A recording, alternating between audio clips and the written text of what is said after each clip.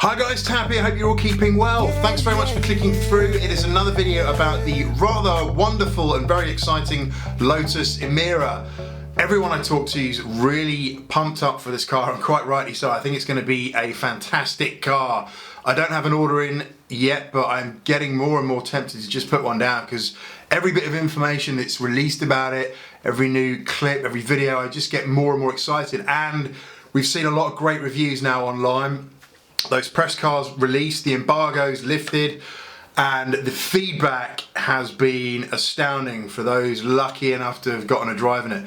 But we're going to look at the prices for this one. We now officially know all the prices for the first edition models. In addition, I'm going to use this video to try and gaze into that crystal ball and have a look at what the values for the Lotus Emira might be like in the future. And to do that, we have to dig into the past a little bit and look at some previous Lotus cars. So we know that V6 first edition, that was announced a while ago, and the pricing for that is $75,995. But the AMG 4-pot version, that's been announced as well too, and it is a bit higher than people anticipated. So you're looking at $71,995 for that first edition model. Now, we have to understand what a first edition model is.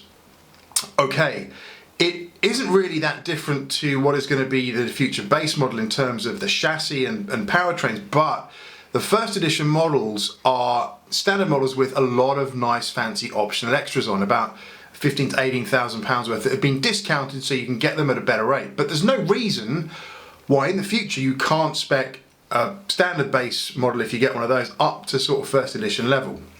I'm pretty sure the facility will be there to do that. So I wouldn't get too hung up on the first editions, apart from the fact you're going to be one of the first out to own one, and it's going to be blooming awesome. So if you have got one on order, definitely something to look forward to. So the AMG is definitely a bit higher than where people might have anticipated. People kind of hoping maybe 60, 65, but yeah, indeed, it's 71k or 72k, 71,995 exactly. So a little bit higher than what people are anticipating. Now, the future base model, it's going to start at 59,995, I think, which is insane value for money. I think even at 71, 75,000-ish, it's still brilliant value for money when compared with the competition. So there is going to be a lot of demand for these cars. I know the wait list is already 2 years for some models, I believe. Don't quote me on that, that's what I've heard, but it's a long time. There's a lot of demand for these cars. So if we look at the production capability of Lotus, so we know they're aiming to produce about 4,800 cars a year. They've got a big new facility built, which is going to be, I think, 100 million or so investment in that. So they want to be able to produce a lot of cars, the scale of which they probably never touched before as Lotus, right? So you have to look at how many are made.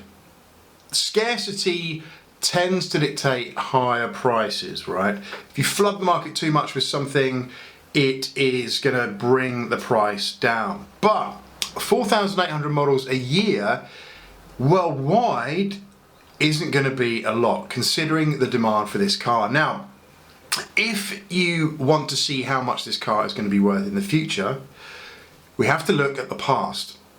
And the closest comparison I can get to is probably the Lotus Evora. So the Lotus Evora, the list price of that was 82,900. And if you look on Auto Trader, I believe there's about 16, 17 cars available in the whole of the UK right now on the second-hand market, which is not an awful lot. In fact, it is pretty much sweet. So you have to consider the demand and the prices that's going to implicate. So if we look on Auto Trader now, you can see the prices are anywhere from sort of 30, 25, 30k all the way up to a good 75k-ish. So on the whole, they are holding their values incredibly well. Now, I think the Evora is not as good looking as the Emira. No way.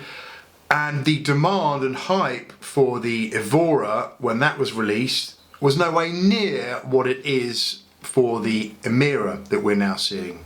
Okay, so I actually think the first people to get their hands on this car are going to be able to flip them potentially for higher than market value.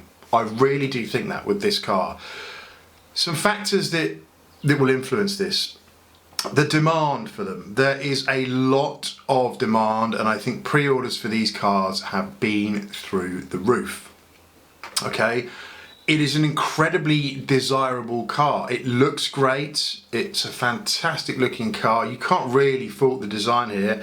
They've lucked out, they've completely aced it, and I think it's gonna just turn a lot of heads. And here's the other thing as well.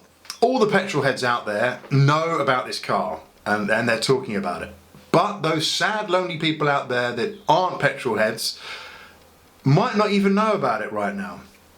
And when they start to see this car out and about on the roads, they're going to be turning their heads and their jaw is going to be dropping. And they're going to think to myself, what is that? I want one too. So you're going to have all these other folk jumping on into this Lotus Emira hype wagon that's going to help keep the demand and keep the prices high. Keep the demand up, keep the prices high, right? Let's be frank, Lotus is not really a well-known brand. I mean, you know, your average non-petrol head might not even have heard of them. Every petrol head I know out there definitely has. But I think this could be the car for Lotus that really helps break down that barrier between the petrol heads and the non-petrol heads. I think it's going to really push into the sort of more common market that we might see, and thus the demand will look to increase or potentially increase exponentially. So this is absolutely something that I think is going to happen. Now, this is just my opinion. There's plenty of people out there, I'm sure, maybe people are even closer to the industry than I am, that will have their own opinion.